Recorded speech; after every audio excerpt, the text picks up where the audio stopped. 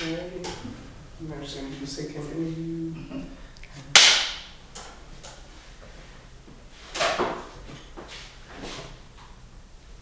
Okay, we're ready. Okay. Okay. You said, okay. This is Bernita Reed. I'm here in San Antonio at the bibliothèque, and I'm here to interview Ethel Garrett, and it's October the 26th, 2019. I would like to start with her introducing herself. Yes, my name is Ethel Garrett. I'm a native San Antonian. I grew up on the west end side of San Antonio. When were you born? April the 14th, 1941. And who were your parents? My parents, Elizabeth Geneva Brown, it's her maiden name, and I was raised by my stepfather and my mother, and his name was Robert Johnson. And tell me more about where you lived, what segment of San Antonio you were raised in? I was raised in the west end side of San Antonio, which means it's from Colorado Street to General McMullen. And the west and the east is bordered by Roy Street and Calabria. Do you remember the street address of that home? Yes, 2109 West Laurel Street. And are there memories that stand out about that neighborhood, a special favorite memory? Oh, yes. That end of part of town is called West End. And it was, I guess if you were born in a rural area, you would think it was similar to that because everybody knew everybody. Didn't have a telephone, but if you did something out of the ordinary, by the time you got home, your parents would know exactly what happened. So, Was that also true in school? Your yes. teachers? Actually, in elementary school and middle school, those teachers were my mother's teacher. And so I had double trouble. So I had to be careful of what I said and done in school. Was this a segregated time for you? Yes, it was. But in that area, there were Hispanic families that lived in small areas in that area. And it was amazing because the Hispanic children went to school north of us, and we went west of that area, and we would pass each other in the morning going to school in opposite directions. What was the environment racial-wise at that time? Were Hispanics treated differently?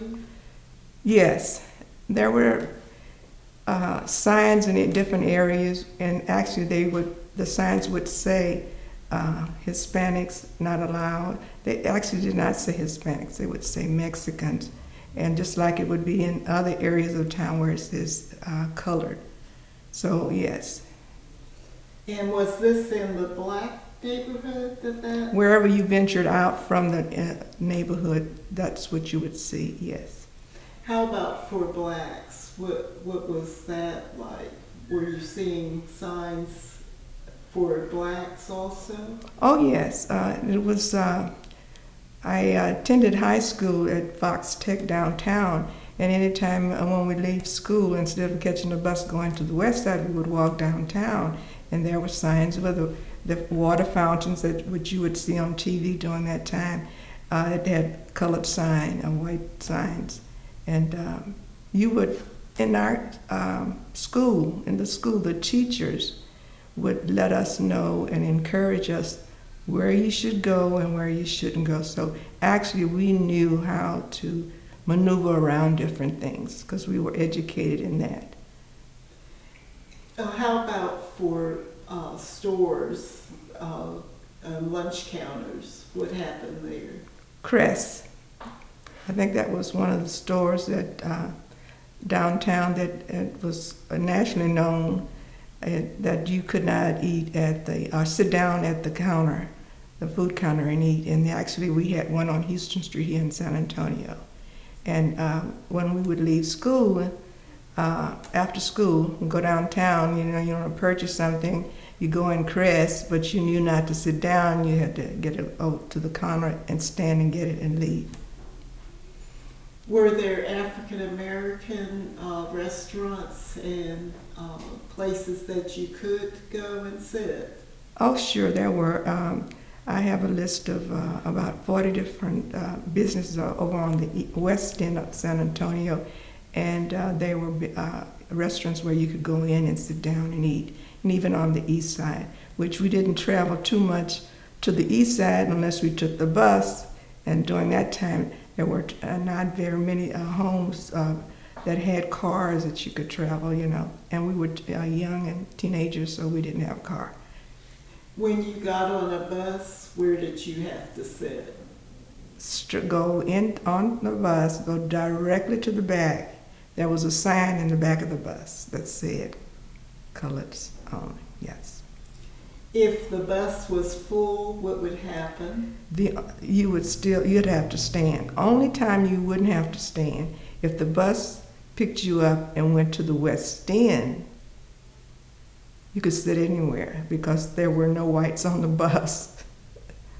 So that was one of the advantages we had when you leave school and get on the bus and go home. You could sit anywhere. Did you feel that the bus routes covered your neighborhood pretty well? Yes, it did. The community wasn't a large community, so it worked for us, yes.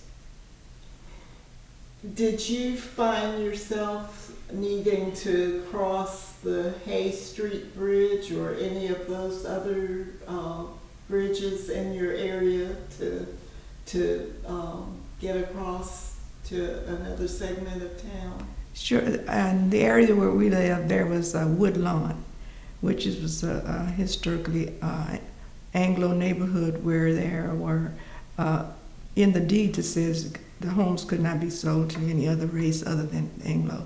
That area, yes, we had to cross over Calabar and venture up to Woodlawn, and that was unique because the only swimming pool on that side of town was at Woodlawn, and you couldn't go swimming. You just had to sit and look and wonder when we could, eventually have a swimming pool on the west side so we could go swimming. And you could go up and fish, walk around the lake, but you could not participate in any of the things in that area.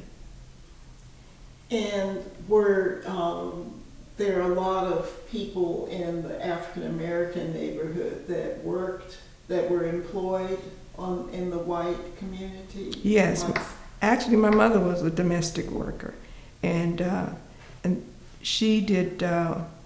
She worked in the area of Woodlawn, and also she would take the bus and go to Alamo Heights and work. And the reason she said she wanted to do domestic work is because she could be home when her children got out of school, because she actually was a cook. She worked in restaurants, but she couldn't get off in time to be home for her children, so that's the type of job she took. Do you know any of the owners that she worked for, any of the people she worked for? There was one lady that her name was Miss Eddings, and she worked a long time for her. Actually, she had me to go out once when I was a teenager to babysit for the grandchildren, and it was unique because the grandchildren, apparently they had never been around blacks. And the little girl asked me why was my skin, why was I black? And the answer I gave her is because God made me that way. Did your mother talk about having to use different facilities in the home that she, I'm thinking of the movie, The Maid. Did she have to have a special bathroom to go to? She couldn't use? No, I don't remember Mother ever telling me that, because she generally was there by herself. They left her in the home by herself, and she would know where the key was to go in and do what she had to do, and then she would leave. So this was mainly cleaning. Yes. Did she ever cook for the family too? Occasionally, when if Miss Edmonds was sick or something, or her husband, yes, she would. And how about your father? What was he doing? My father was a disabled vet, and he tried doing roofing, but because of his lungs, he could not continue that. So he got a job working for one of the funeral homes here on the west side. It was called White's Funeral Home, and Mrs. Lottie Blair owned it, and he was the funeral director. And he was a vet. Where did he do his service? He was in the Army. And at what time was this? It was during World War II, and a lot of the vets came home and didn't have any jobs, available for them. So that's why he tried to do roofing, and it just didn't work for him. Do you know where he served in? No, I don't. No, I really don't.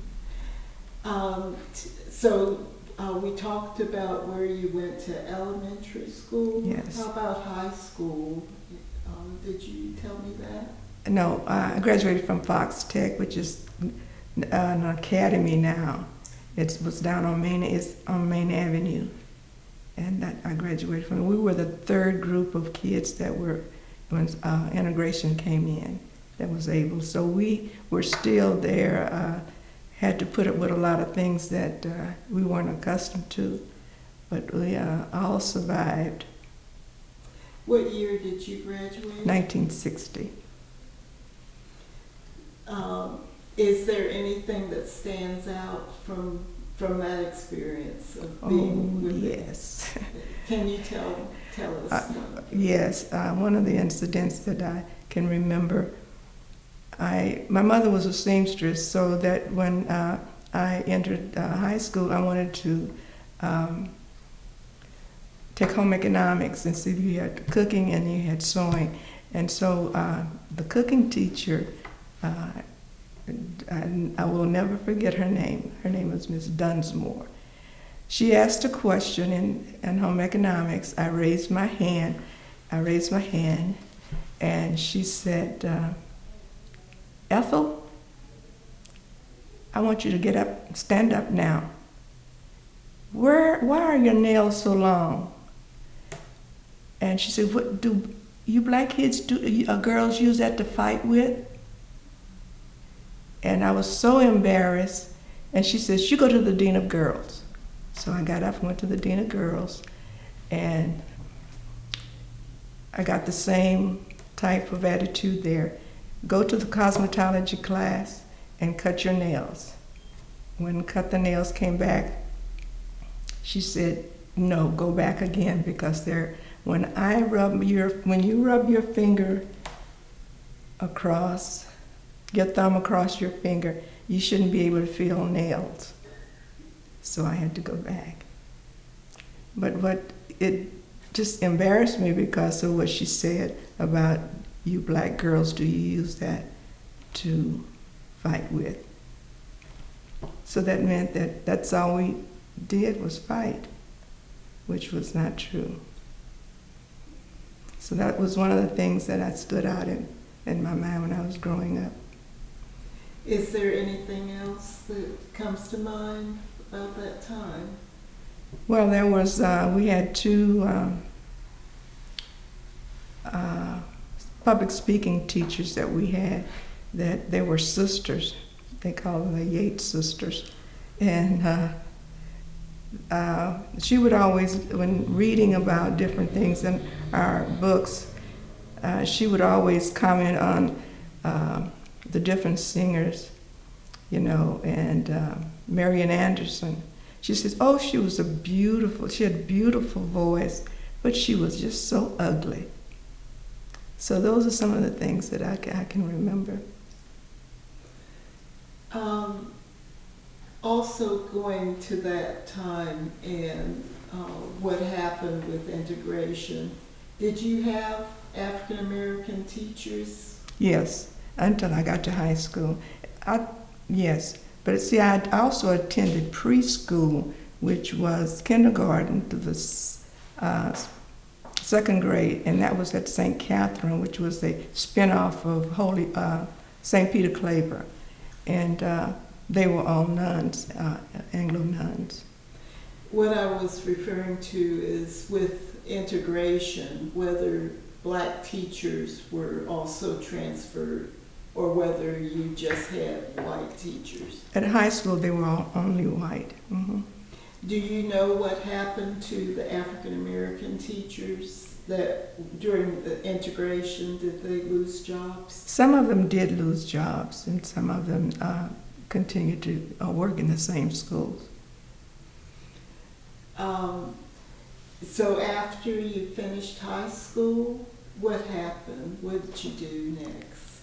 I applied for a position, an application to go to nursing school, and I got an opportunity, but I had to pay for it myself.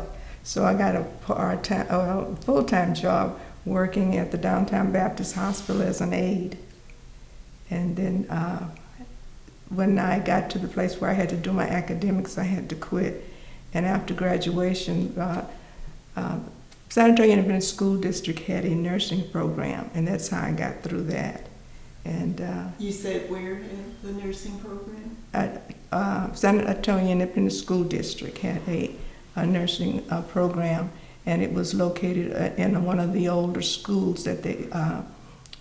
There were elementary school students at the same time with us nursing students upstairs, and I took that program, and I finished, and I got a job at Baptist Hospital, and I worked there for 20 years, and I was an OR nurse. What year did you graduate from that program? And 63. Mm-hmm. And then you worked until about 83? Yes.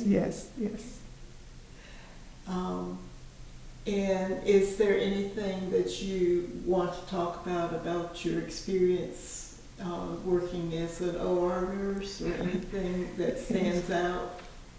Yes, as an OR nurse, there was problems there too, because most of the doctors, they thought they were prima donnas, and they wanted to scream and holler at you, and you had to take it in stride, because we were told when they put that patient to sleep, that was your responsibility.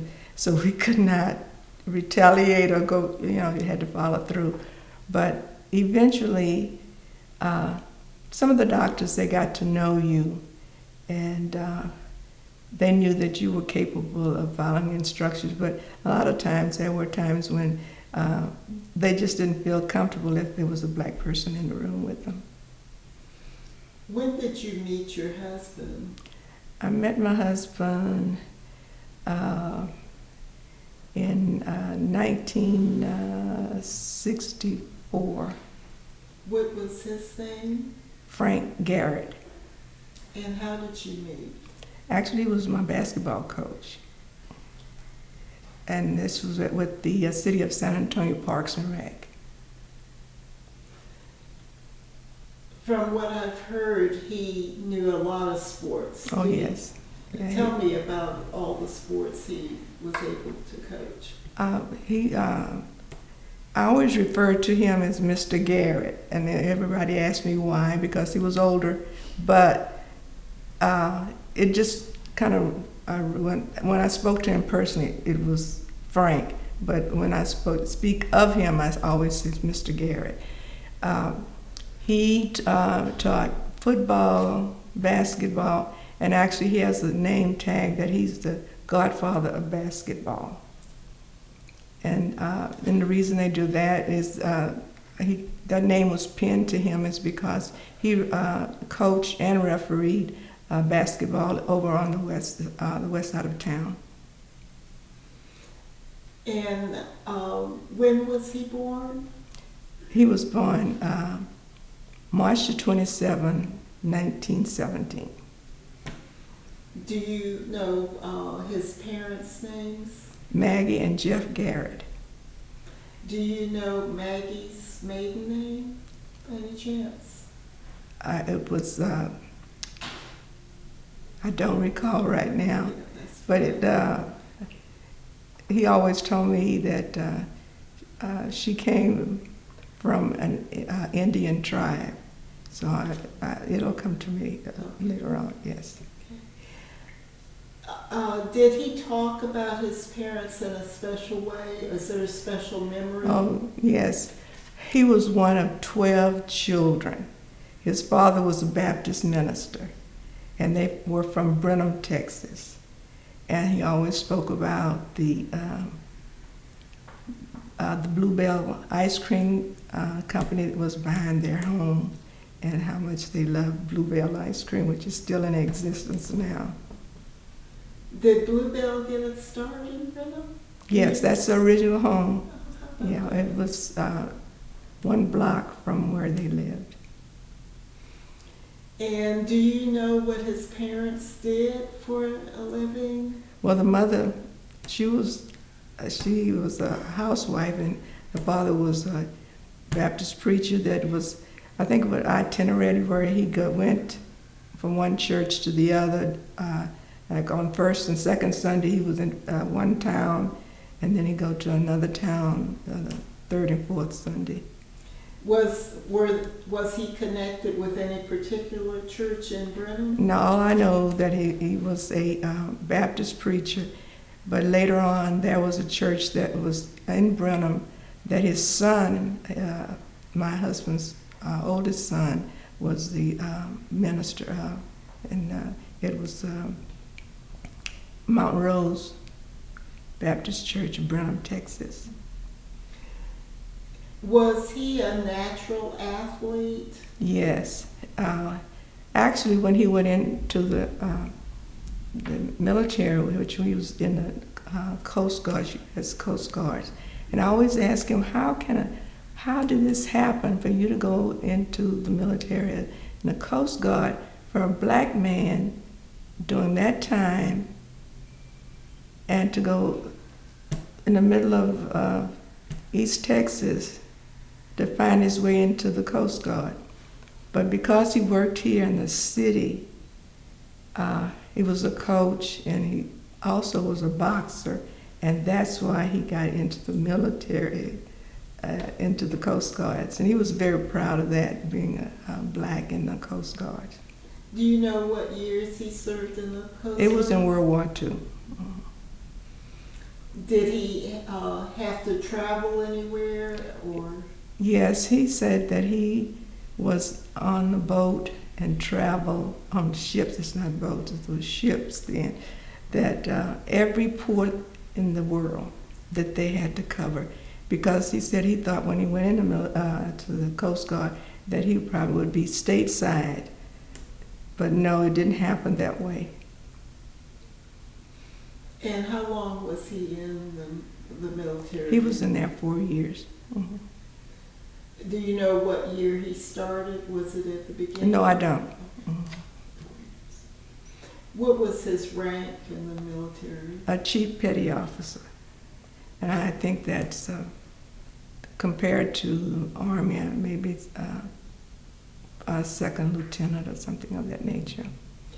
Did he talk any more about his experience, anything that happened in particular? Yes, he spoke about the combat when they were on the ships, you know, how the gunners and things that they had to use and things like that. And when he got out, what did he do? He went back to his job working for the city of San Antonio, and he worked there for 47 years. When did he come from Brenham to San Antonio? The story he tells, he came to Brenham. I came from Brenham to San Antonio at the age of 15 because he was constantly getting into trouble, and his parents couldn't do anything with him, so they sent him up here to his uncle. And so his uncle took charge of him, yes. Who was his uncle? I don't remember the uncle's name, but he survived. I guess the uncle was one of those that really set guidelines for him, and he started it. He went to St. Peter Catholic School, and then he eventually became their coach at St. Peter. Did he actually play all of these sports himself in school? Yes. Softball, Baseball, football, and he boxed.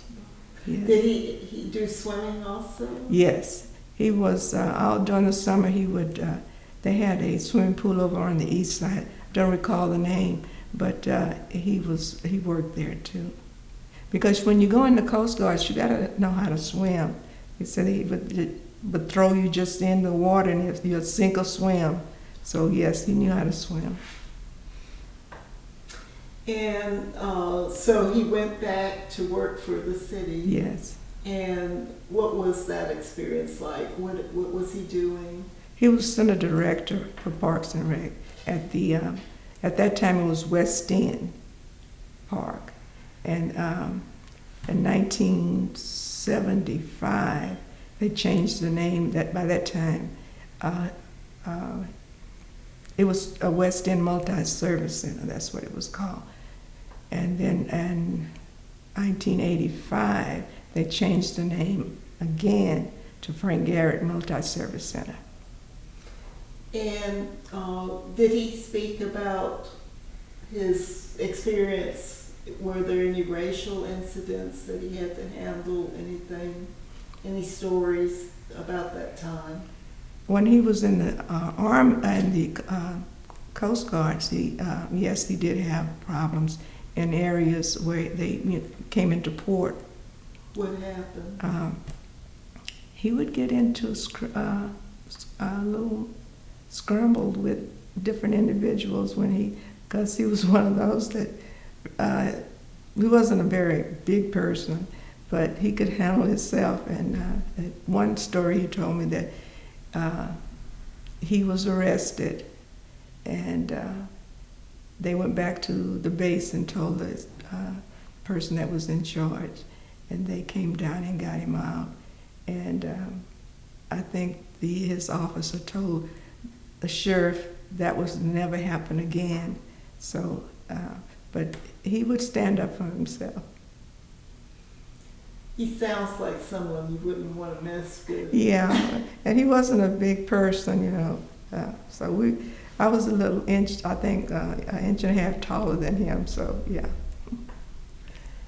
And so working for the city and the parks, what was his role? What was he doing? His role was to oversee the staff, and also he taught classes too, you know, the sports, and coached and whenever new individuals came on, he had to train them. Yes. So this wasn't the landscaping part. Oh no, he was actually part of the main staff. Yes. Mm-hmm. And did these parks all have baseball diamonds and I guess tennis courts and swimming pools? Yeah. Well, West End didn't, and actually West End was at one time was in 1931. That's when that park was established over on the west side, and it was called Colored Park. And I gave that to one of the council person, which is Senator Bernal now, and he had he took that information, and now it's considered a historical park. It is the second black park here in Colored Park in San Antonio. Lincoln was the first. And as far as what he was, well, he wasn't coaching all of these. There were some people that he was over that were helping to coach. Oh yeah, teams. yes, mm-hmm. Okay. Yes. And words, this was both black and white at that time that he was handling, or? If there were any Anglos in that area, yes, yes. Mhm. Tell me something about the impact that he had on the community, things you've heard. Usually I would mention him starting off with, he was a people person. If you came to him and asked him for help, he would seek it out for you. There are many children that graduated that need assistance to get into college, especially the ones that's played sports. He went forward to help them. And one of the young men that he was very proud of that he helped was Warren McVeigh that played for the Kansas City Chiefs. What's the name? Warren McVeigh. He played for the Kansas City Chiefs. And the others, there were times when some of the young men got into trouble and was down in the juvenile. He went forth down there and would get them. He's purchased shoes, tennis shoes, anything that would help a child get on with their lives. He was there for them. Did people look at him as sort of a father or substitute Yes, father? they did. And every year we've been having, I sponsor a reunion on the park. And when the individuals come to this event, I can't get them quiet because everybody's sitting in the corner talking, well, do you remember they called him Leapfrog because he could shoot a basketball. And they would talk. If someone walked in here now and you mentioned his name, that's what they were going to start talking about. He did this for me. And will you remember this? He did, constantly. So my daughter's getting that information now whenever she goes to anywhere. She doesn't tell anybody who she is. If they recognize her, I'll say, do you know who our father is? And then it gets started. Today I talked to Mr. John Hubert, Mm-hmm. and he spoke of knowing your husband in Brenham. Yes. And that he had coached him. Mm-hmm. So I was if he left when he was 15? Yes. And I don't know the years Mm-hmm. at this point, but was he assisting others at a very young age, or did he go back to Brenham? He didn't go back to Brenham after he left. He would go back to visit, but not to stay. Now that gentleman, I don't know if he actually was, it was here in San Antonio that he did this. Because a lot of people from the little small towns came to San Antonio, so the jobs were better here. And that's probably where he ran into him and was being coached. Because Frank actually was a coach over on the east side before he came to the west side. That's quite possible. Mm-hmm. I might be confused. Mm-hmm. So tell me another story about some of the things people have said about him. Oh, there's so many stories that I could tell about Mr. Garrett. Okay. He, like I said in the very beginning, that he loved people and he was constantly doing things for them. And he'd go to purchase food, clothing, or whatever that was necessary, and help people get their homes if they were homeless and things of that nature. And he cooperated with the school district, especially the schools in the neighborhood where he worked. If the child misbehaved at the school, the coach would come and speak to him, and then it wouldn't happen again, because the children knew that if they misbehaved in school, they couldn't play on the park. He would send them back home. Now you have a bunch of photos and pictures. Let's go to some of those, and you can tell me about what's in the photo, and I'll help you hold it up. Okay. Okay? So if you can stay in the center where you were, and I'm gonna stay over here. And are we still good? Okay. Tell me about this photo here. This one here is, Uh-huh. he was the center field for the Black Sox, which was a semi-pro team for blacks here in San Antonio. And about what year would that be? This would be in the early 50s. Mhm. And how about this photo at the top? This was the other team that Mr. Miles had. Mr. Miles was played for the I think it was the Kansas City Monarchs with an all-black Negro team, and this was his team, and Frank was a part of that. And I'm tearing things up. Is this okay? Falling down? Okay. So, is Frank in the picture there? Yes. Okay. He's right here. Yeah, this is Okay, him. that first one on Yeah. in the middle row. Mhm. First middle row. And these pictures here is when he was attending. When he got out of the military, he went to St. Philip's College, and this is what he played basketball for St. Philip's. Okay. Mhm. And those two pictures on the end, this is the chief petty officer. That's when he was in the Coast Guard, and this is his kitchen duty. Okay. Was he a good cook? Well, yes, better than me. So he did some cooking in the Coast Guards, or they just all had to take Okay, their turn? I think during that time, that's other than the sports, that's what his chief duty was. Yes, in the in the Coast Guard. Coast Guard, yes. It's a wonderful picture. He had a great smile. So I guess we've got all of these. Okay.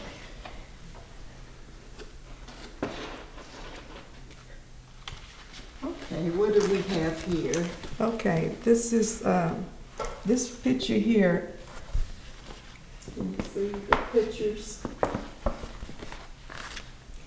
I'm gonna just point to it real quick. We're talking about this picture here. Okay. All right. I'm gonna have to wait. Oh, okay. Sorry. This is one of the pictures of the Spurs League that used to have the Midnight Basketball League there. Okay. And they would come and have all the... I'm gonna let you sit back down for the camera's Okay, sake, sure. and Okay. then what I'll do is I'll put it like this, and then Well, then I bring can hold it it. up. I can always Okay. turn it around afterwards. Okay, Um, and the ones in the middle is the visit from George H.W. Bush that came to San Antonio and was at the Frank Garrett Center. Let me just hold that up for a second. And we're referring to these pictures here. Okay.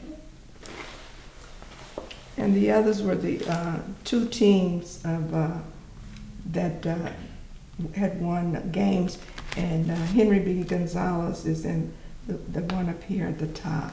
Who is Henry B. Gonzalez? Is right here with the tie on. The state representative. State representative. Yes. Okay. So this is one of the winning teams, and you can look at the bottom and see all the trophies there. And that was in 1982? Yes, yes. This is 1977 to 1978 when they won all these games here. So the colored picture Yes. is 1982. This one's 1982, and this one's 1977 to 1976. Is there any other memories, any other stories about any of these pictures that you wanted to talk about? No, only that they were winning teams in the Parks and Recreation divisions. Okay. Yes. Good. Are we too far over now? I'm just checking the position. Is she too far over? She's a little bit sad. Come back towards the center a Okay. little bit. Okay.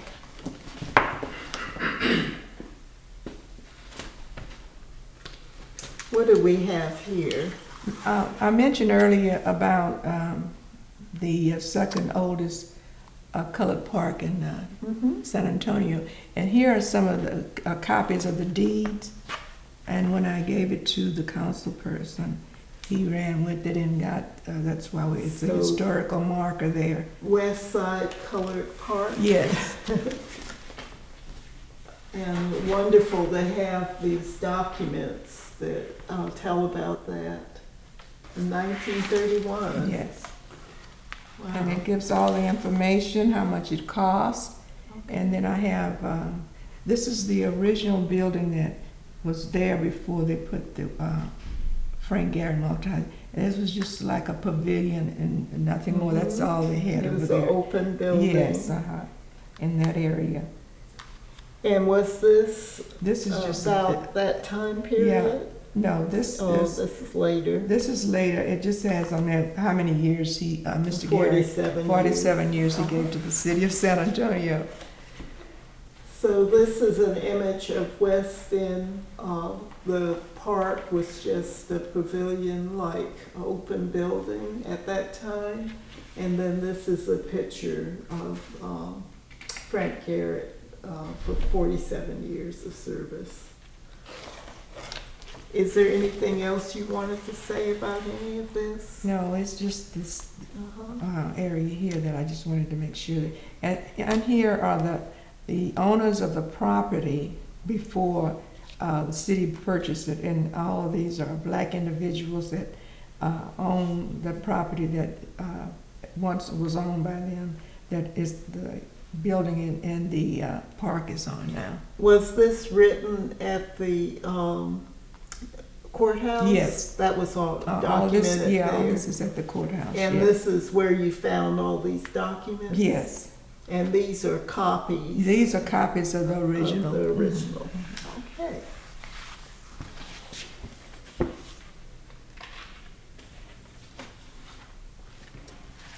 What do we have here? Okay, this is just when the name, after the name change and the rededication of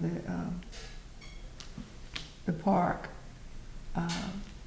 I put this together so that we could illustrate for some of the individuals that came into the center that was not aware of why. Because it's a large picture of him in the center, and a lot of people don't know that information. And what year was that named for your husband?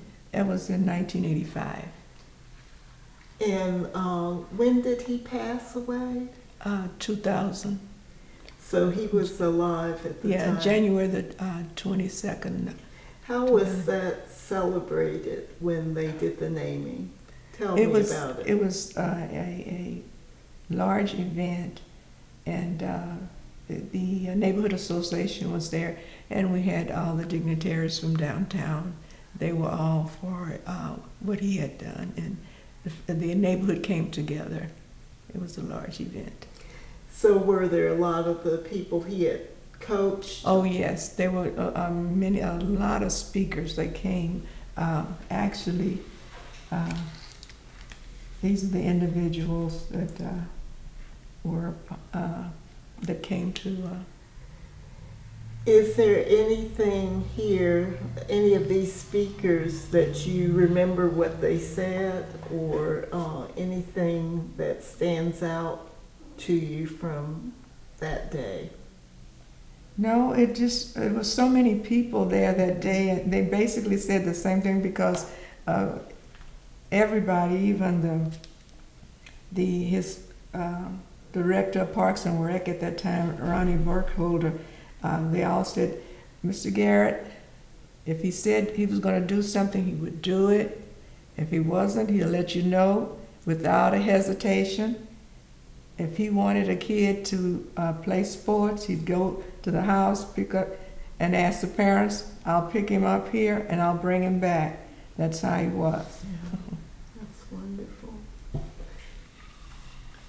What else do you have in your book over there that you would like to talk about?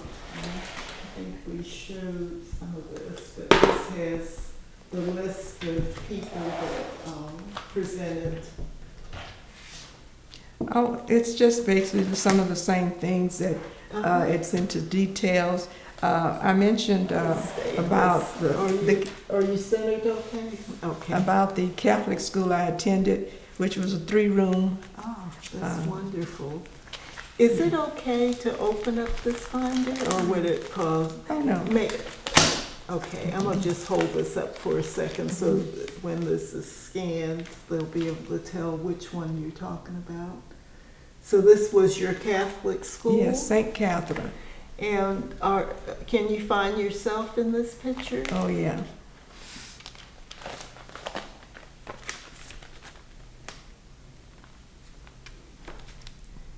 Okay. I was tall then. Yeah. Is that you in the second row down? That's me with right there. Those with were the little white shoulder. Yeah. That They were navy blue dresses with white collar. Okay, I'm gonna come closer here and see if I can put my hand on it. This is that shown? You see it? It's she has white collars. Too close. Too close. Okay. Let me find it again. Okay. Right. Right there. You got it? Okay. So, yeah, it's okay. Oh, that is wonderful. So, what year was this, do you think? That was in 1946. Uh-huh. Okay.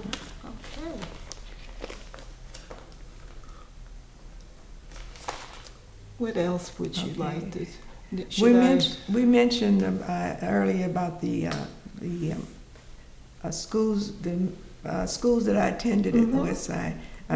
Paul Lawrence Dunbar, and this is just the history on it. Okay, and, so you have records. Yeah, I have records of that. And it's labeled. Yes. And there's record of what's there. You're so organized. This is wonderful. And this is a picture of the elementary school. Grant Elementary School. Grant Elementary School. So it was named in honor of identify that. A black it's labeled. It was named in honor of a black Methodist minister. Okay. That sounds unreal because back in the day you wouldn't after a minister, but yes, they did. Do you have a church, a local church, family church in San Antonio? Which church does your family identify? Greater New Mount Zion Baptist Church. Reverend Jesse T. Hardeman is the pastor, and this year, December 31st, he's retiring. How long has he been there? 32 years. Oh my goodness. Where is your husband buried? At Fort Sam. At Fort Sam. What else do you have Okay, here? in here it just gives the information that what we mentioned about the park, and this is the petition that was taken for that to get the historical marker. Okay, so there's documentation about that. And this is the plaque that's there. Oh, how wonderful! There's this is an email showing the plaque about West End Park. Next. I think it's in. Yeah. Anything? Well, this is here? just letters of more recommendations. letters, okay. And so there are other letters about West End Park. And documentation about the sequence of Yes. things. Mm-hmm.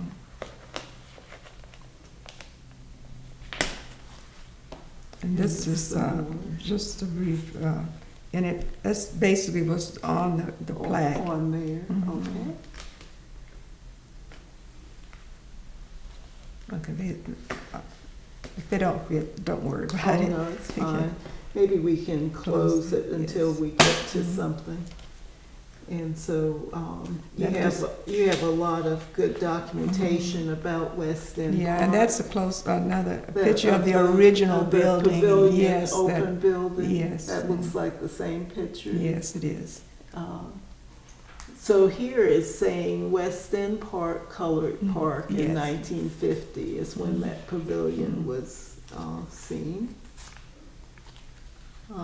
Information about the playground there, Yes. displaying their Yeah, pride. yeah, the What children. was that about? They were doing some artwork for the neighborhood, and this is what the kids were all day at the park. So they also Mhm. had art in the park Yes, that your mhm, husband was helping to facilitate? Yes. Mhm. Okay. And this is just the groundbreaking of the original when they were getting ready to put in the new building. Did your husband help to design the park layout? Not that I know of, no.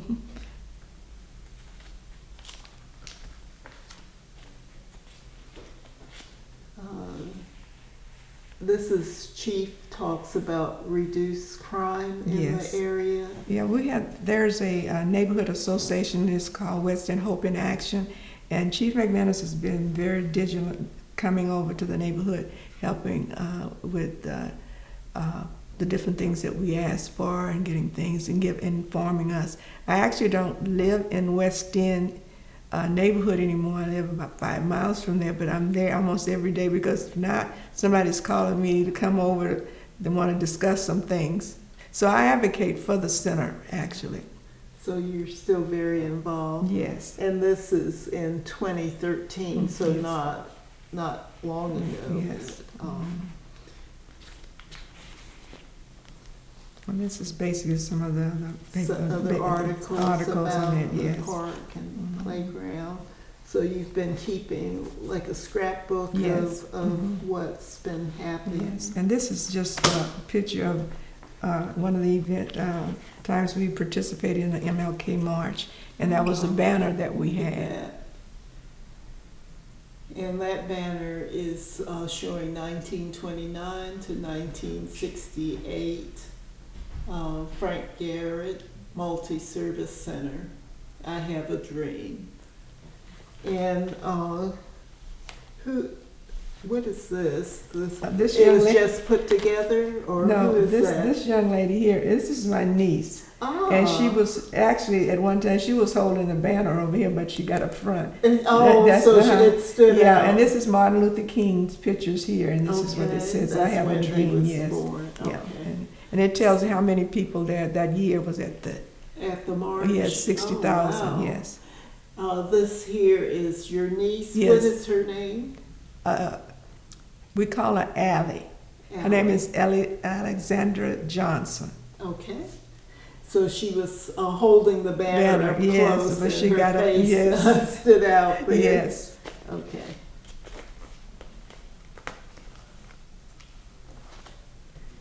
And there's more pictures of More the work at the pictures, things all occurring of this at has the to do park. with the park and This then the is baseball wonderful. diamond. Yes. So did the minor leagues come through this area in those early years? Oh yes, a lot? they did. Yes. Did your husband have stories about them, about any of the, I mean, I don't even know their names. So. But he was drafted by the Kansas City Monarchs, but he did not leave to go there. He said because he made more money working for the city than he would have working for a black baseball team. Your husband Yes. said? How about that? So he stayed here and played the semi-pro. And so he was a really good baseball player. Well, he thought he was, yeah. I've seen him catch some balls and flip over and still have the ball in his hand. You know, he was kind of like a show-off sometimes. And what was the position that he played? Center field. And this Somebody else will know Yes. what that it means Well, it more was- than I do. I don't know. it was what it out in means. center field. It was, you have right field, left field, and he was center field. Is that a position where you have to catch a lot? Yes. Okay.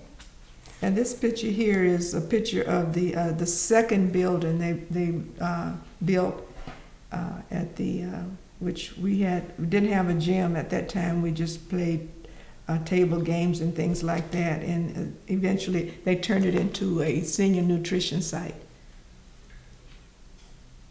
Now it's West End senior site now. Nice building. Oh, is there something on the back here that? Oh, it's Those just inside of pictures. the Oh, nutrition inside. site, yes. So that's just inside of that Mhm. building.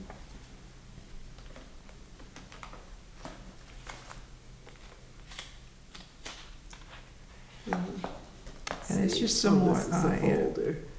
interest about the senior site on Okay. West End. And this is just the old building, and we had to get a petition to get it redone. And eventually, the city built a new building. Okay. Yeah, and that's when Mr. Lopez and I were standing out front of the building. Mr. Lopez and I, we ran 5Ks together. He passed away about 5 years ago. Who is Mr. Lopez? Sylvester Lopez, he was one of the seniors there at the nutrition site. Okay. So we're looking at this picture here, and Mr. Lopez, and he could run, I guess. Yes, we are all seniors. When, we would do 5Ks, and We might have to close yes, this yeah. and to get it over. Okay. And this here is, last year I did a storytelling for the West Side Development Corporation, and it had to do with the Rex Theater that was on the west side. It was a black-only theater. It was open air. It only worked during the summer when it wasn't raining because it had no roof.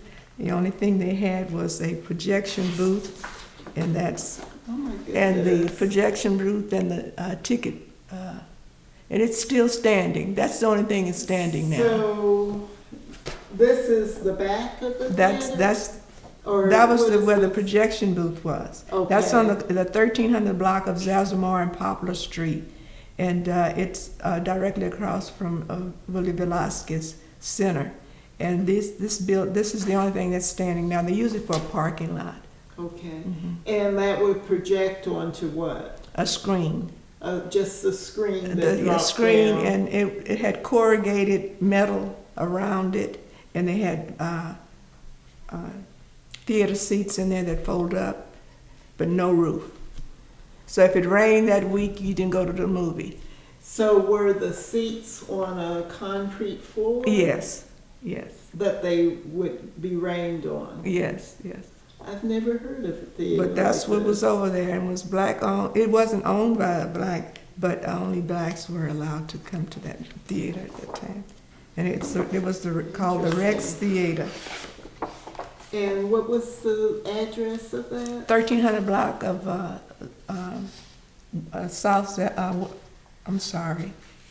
North Zazamara Street. And this is what I requested from the Express News, and this is the article that Paula Allen wrote about it, giving me an explanation of actually what theater was about and who owned it. Okay. So this is an article from 2017 about the Rex Theater. Very interesting.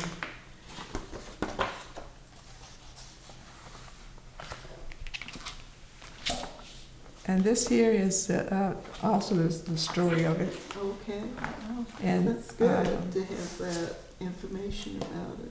And this here is the West End community. We was almost what you would call a self-contained community. And this is what you were talking about, Yeah. having a list of the black businesses. Businesses in that area. So it's very well documented here. Is there anything that stands out there to you that you want to talk about? Nothing really specific other than we had our two dentists, Dr. Lester, Dr. Daniel, and drugstores, Mrs. Leonard's drugstore, Locket's drugstore, which Locket's drugstore, the building is still there. It's Harris Flower Shop in there now. And Dr. Charles Andrews, I don't know if everyone remember him. He delivered a lot of babies because he delivered two of my siblings. And White's Funeral Home, and I mentioned Harris Flower Shop, which is where Lockett's drugstore used to be now. Probably one thing that maybe could be done is you do a walking tour or driving tour and talk about these sites, so they can plan to do that with you, so that you can go through and give memories of those spaces and what happened there with you. I have something that's unique that we had in the West End was Mrs. Marshall. She had a business where if you wanted fresh chickens, you go to her house and she had them out in the yard, and she would slaughter them for you, and you could just pick the ones you wanted. It was unusual. Did you go there also for eggs? No, I didn't. I just happened to we lived in the neighborhood, but I'm sure my mother did at times. That she would have eggs also. Yes, and she had, what I remember was that she had a lot of Rhode Island Reds. Those were you're familiar with those? Okay, yes, those.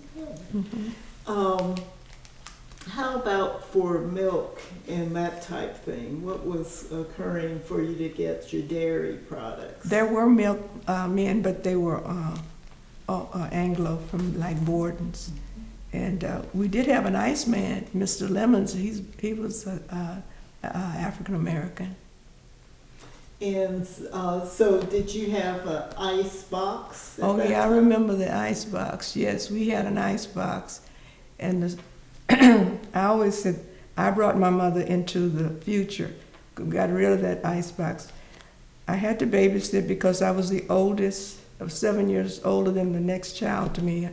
And at that time, Joskis was a big store in San Antonio. I don't know if anyone knows about that.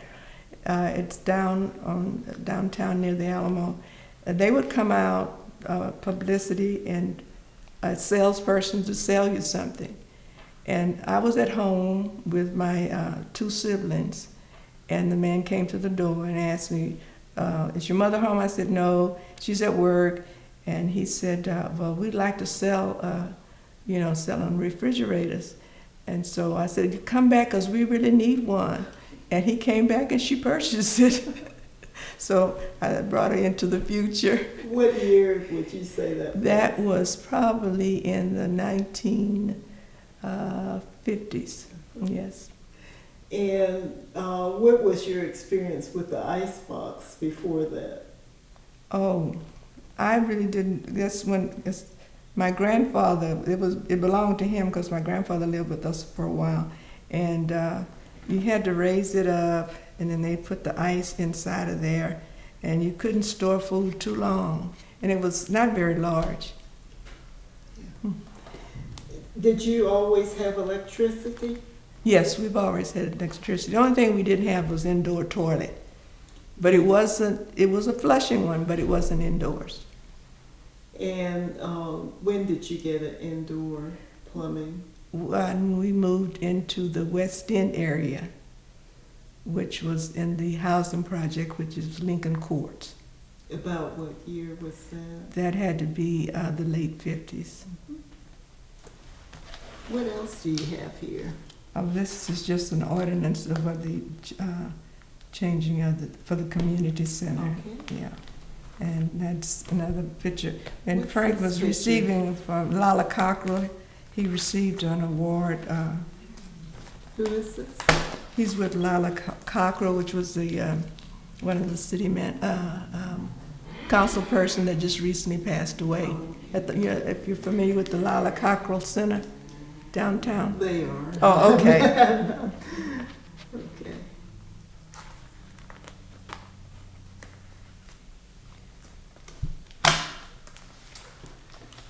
And so another where the city was honoring Yes. Frank Garrett. So you have a program that was in 1980. Yes. 87. Mhm. And you also have a pen that your husband wore. So there's a pen for Center Director, Parks and Recreation Department. That must have been quite an honor for an African American to have that position. Yes, I think he was maybe the first of two that they had at that time.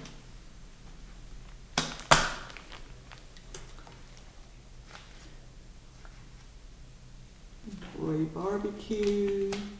Will the real Joe Martinez please stand up? What is this about? This is one of the bulletins that came out from the city. Yes. Just an article. Yes. Mhm. More honor. Yes. Documents Mhm. about the dedication, Yes. a program for the dedication. Yes. And then there's this picture. Yes.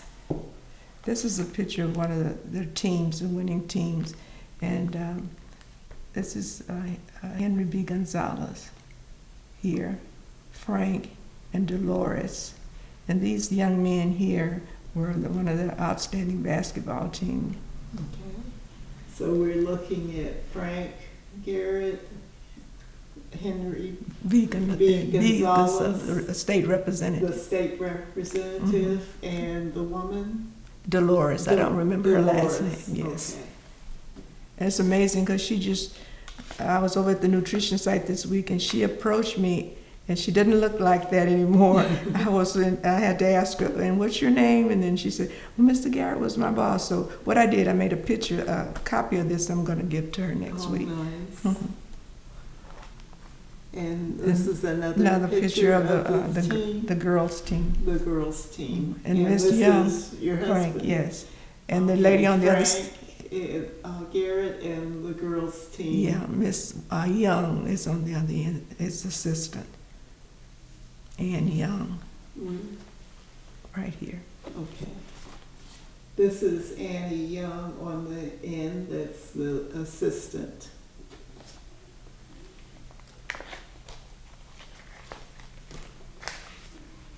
Okay.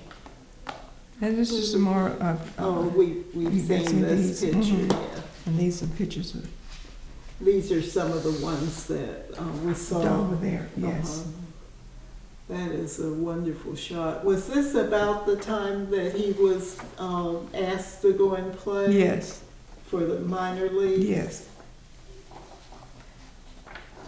And he made a decision for his family and stay in San Antonio.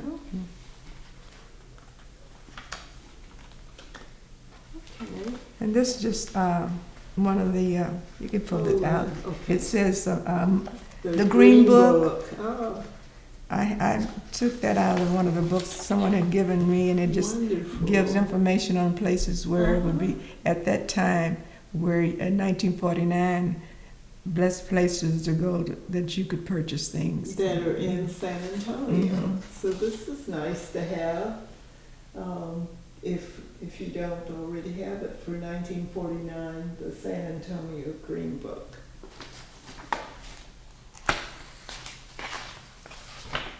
That's the same thing, just a copy.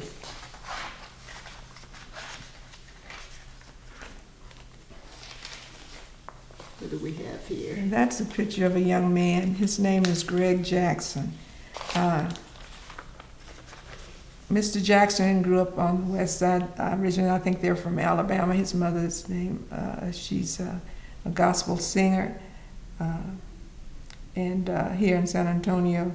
And Greg has spent about 10 years in Saudi working, And this young man actually is the one who spearheaded getting the name changed on the Garrett Center. Gregory Jackson. Johnson. Jackson. It's misspelled. Oh, okay. Right. So this has this article has a misprint. Yes. So it's important to make note of that it's Greg A.J. Jackson. Yes, not Johnson. Who spearheaded the name change and Yes. recognizing Yes.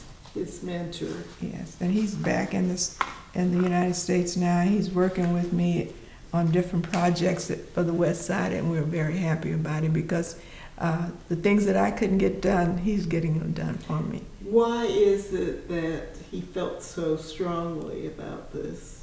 Mr. Garrett helped him and his family out with a lot of things in the neighborhood and things, helped him, with schooling and his choice to go into the military. Very nice. Is there a particular story that he always tells about him? Right now, I can't think of it because it's constantly someone all over the place coming up with something. Sure. What do we have here? This is from the city of San Antonio. This is, I showed you the picture of the nutrition You site. did. They closed it because of some structural damages. Okay. And so they were at the plans at that time when Mary Alice Nettis was a consulate woman, they weren't going to open it up again.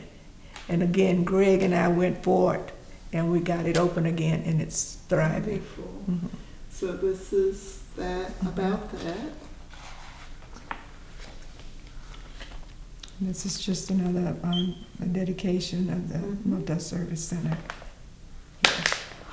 And this is pictures of when George Bush came to San Antonio. This is George H. Bush, yes, the father, The yes, father. yes, So there's several pictures like this, Yes. copies of pictures of when he came. This is helping to hold it in place. yes. But that's okay. Okay. It'll work, yes. Well, I don't think it's holding anything. Let's try it this way.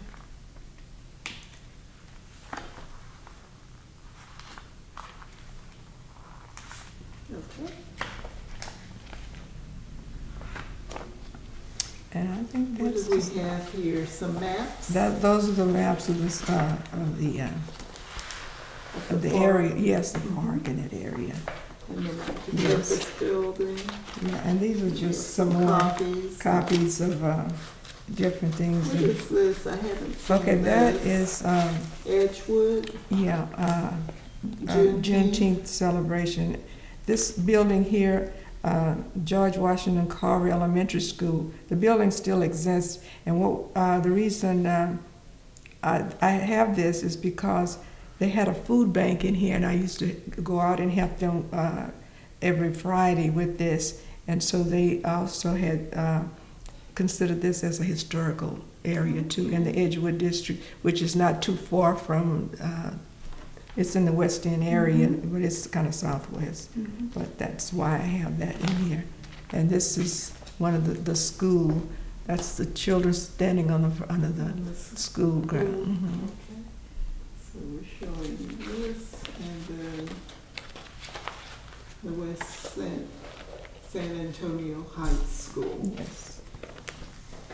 Do you have any recollections of any stories or information about the Hay Street Bridge? No, I don't.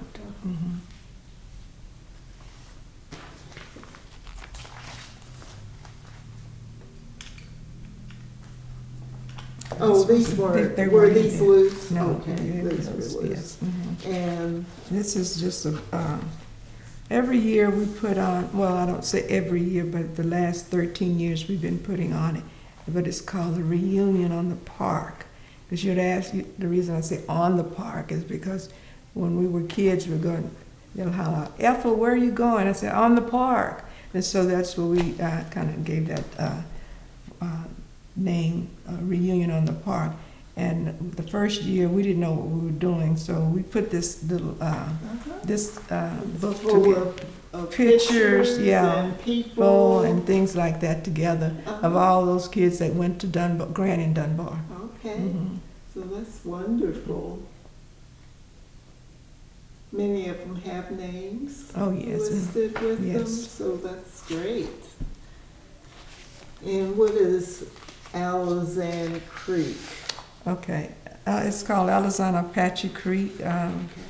That's the creek that runs through that area of town. Okay. Mhm.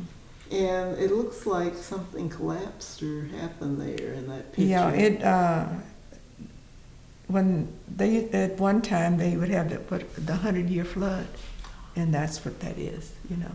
So it destroyed the bridge? Yes. And after that, and that was near the school, going from north to south. So Near that's which school? Grant and Dunbar. Okay.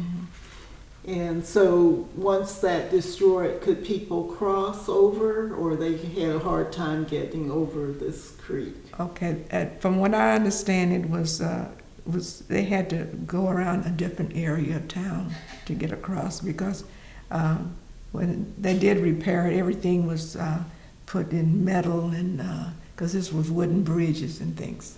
Do you know what year this happened? No, I don't. No. But we're looking at this picture.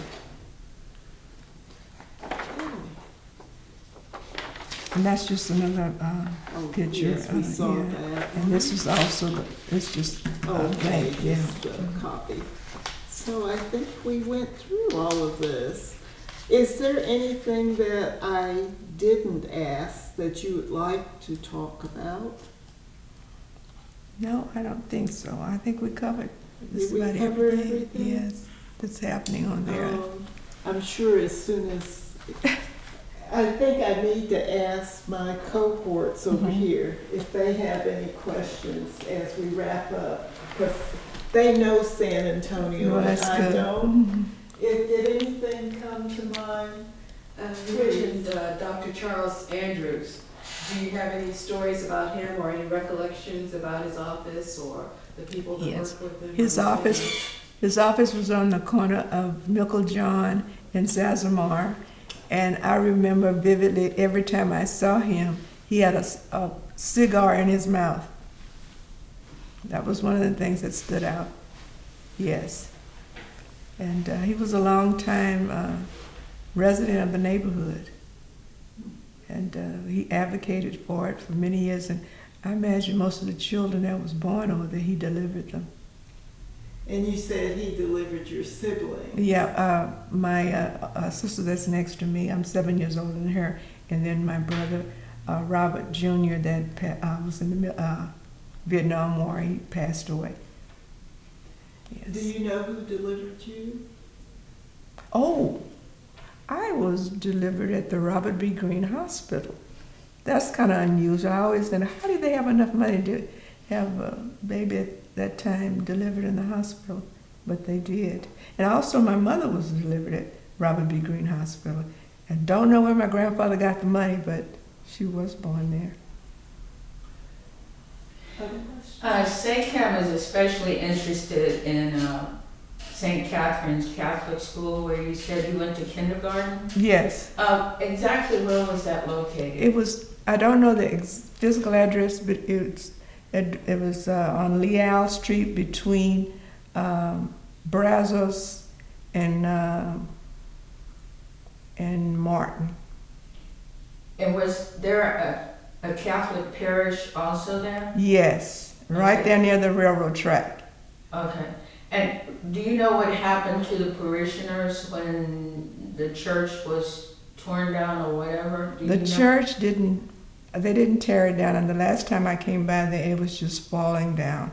I don't know where the parishioners went, but they were part of St. Peter Claver with the nuns that were there, because I ran into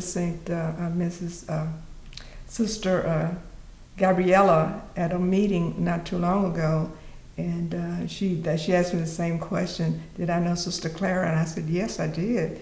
And they were all the nuns that were from St. Peter. Who taught you? Sister Clara and I can't remember the other two that I had. But they were very strict.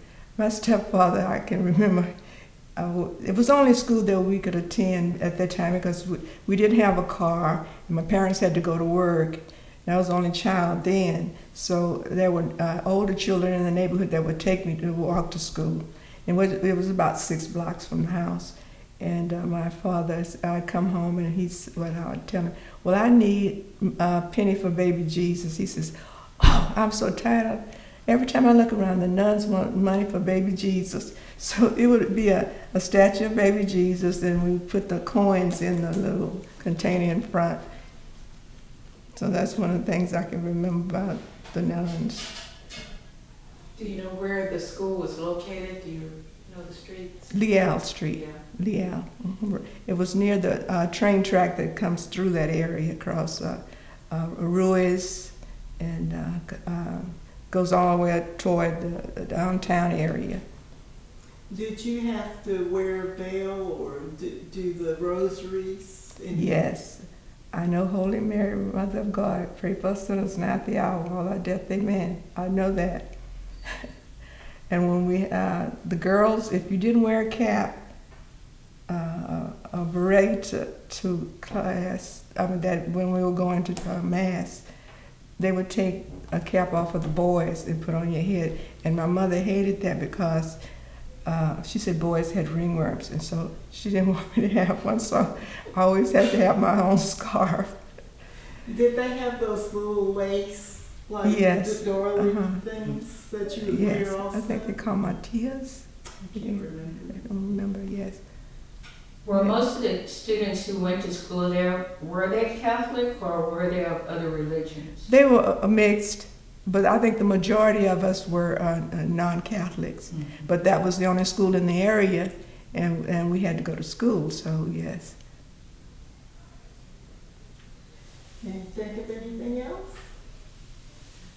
It's going to come to us as soon as we end for today, but the tour, I'm sure, will be wonderful to go to those sites and to be able to talk about the different sites and where they were. Oh, yes. So they'll set that up. Oh, okay. But thank you so much for today and allowing me to do a practice with you in this wonderful facility at Bibliotech. And thank you for videotaping us. Well, thank you for inviting me. I hope I had enough knowledge to give y'all information that will be lasting. It's been absolutely wonderful. Yeah, and I'm sure they'll want to scan some of these things so that they, if you're willing, so that sure. they'll have records of them. Oh, yes, yes. I wanted it to be archived. And a lot of the programs that, approximately about 300 of those obituary programs that I have, my mother did that, and she died in 2015, and she was another one that kept a lot of things like that. Is that something that you wanted to just donate to an archive as Yes. is? Okay, well, Yeah. that can be worked out also. Yes, I have already, the Esperanza Justice Center, they archived it already and they gave it back to me. So I just want to pass it on because it's nothing, because when I'm not here anymore, my children, they're not into that, so I just want it somewhere that it'll be lasting. And be very useful Yes. for families. So thank you again. We're going to come to the end here. And thanks. And thank you for inviting me. You're welcome.